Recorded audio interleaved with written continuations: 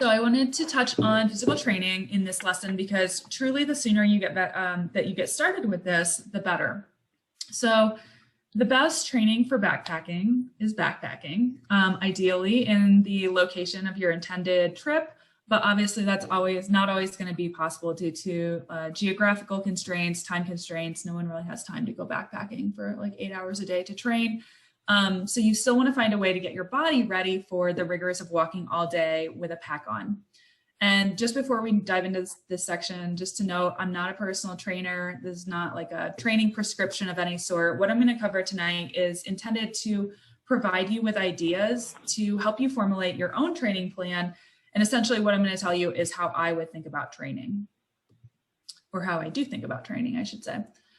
So ultimately what you want to do, the goal of your training is to get your body accustomed to walking on natural surfaces with vertical change. This is especially important for the trip that you guys are doing, and while wearing a loaded pack. So these are things you want to keep in mind as you're mapping out a training plan for yourself to complete over the next couple months. So you want to do your best to simulate the actual conditions that you're going to encounter on your hike. If you want to increase your fitness level in less time, a tip to do that would be to increase the intensity. So for example, you could try running instead of walking, or like intervals, even if you like ran for a couple minutes and then walked and ran. So like things that are going to get your heart rate up so that your heart gets used to that feeling. Obviously going on hikes, it's a great idea. So something that you could do to simulate elevation would be to use office stairs, to use a Stairmaster, or even like find something like a stadium, and you could hike up and down a stadium to get, simulate that elevation gain. So in terms of creating your own training plan, as I mentioned, consider what your itinerary is and what the longest day of mileage is, the biggest day of elevation gain.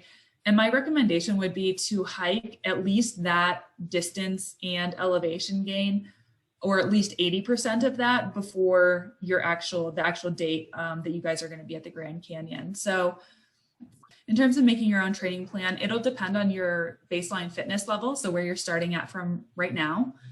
And if you don't, in terms of like what your current capabilities are, you can think of what you're able to cover in terms of distance and elevation when you're day hiking right now. That can give you a good place to start.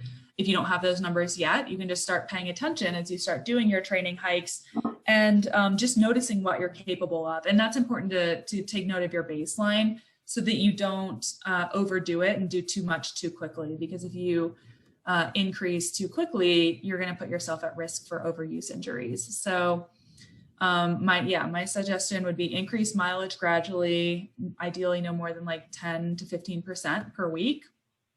And I also recommend taking at least 1 full day of rest per week, 1 or 2 full days of rest. Pay attention to your body also. Like if you're having days where you're feeling like you're sick or you're feeling really worn down or anything like that, don't force yourself to get out there, because that's going to just do more harm than good. Like our bodies definitely need rest as well. And rest is just as important to a training plan, in my opinion, as the active days, because that's when you're repairing and you're building muscle. We'll touch on this when I show you a picture of the training plan, but I also suggest beginning to hike with a pack on at least a month out, if not more, from the trip. And you can start with something like just maybe a 5 or 10 pound day pack and then build up from there. But you really want to get your body used to that feeling of walking with a load on your back, because it is different than walking without a pack on. So I would gradually build up, and you could do that by just adding like water bottles to your pack. Or you could pack it with like the gear you plan to take. But if you don't have your gear yet, don't let that stop you from starting to practice with a weighted pack. I'm not sure if I said this yet, but I also recommend stretching and strengthening exercises at least 1 to 2 days per week. And that's a good time. It's good to do those on your rest days.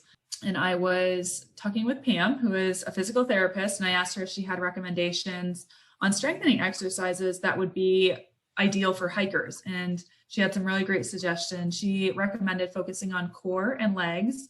And the exercises she suggested were squats, step ups at various heights, step downs, so slow controlled step downs, and calf raises. And she suggested 3 sets of 12 to 15 each of those. And I thought if you wanted to do like make them a little more advanced, or as you get closer to your hiking date, you could do those with a pack on, as to, to be like a progression. And she said The more we duplicate and strengthen our movements before we go, the easier it will be. And I love that. I totally agree. And then in terms of core work, Pam also recommended this sample plank challenge as a way to just like get yourself started for less than 5 minutes a day. Yeah, essentially it's just building up over a 30-day period to a 5-minute plank. And core strength truly is, I mean, it's important for everything that we do, but on a backpacking trip, it can be so helpful in terms of just reducing your overall fatigue, or at least that's what I found. If I'm doing regular core work, I don't get as tired when I'm running or hiking or things like that.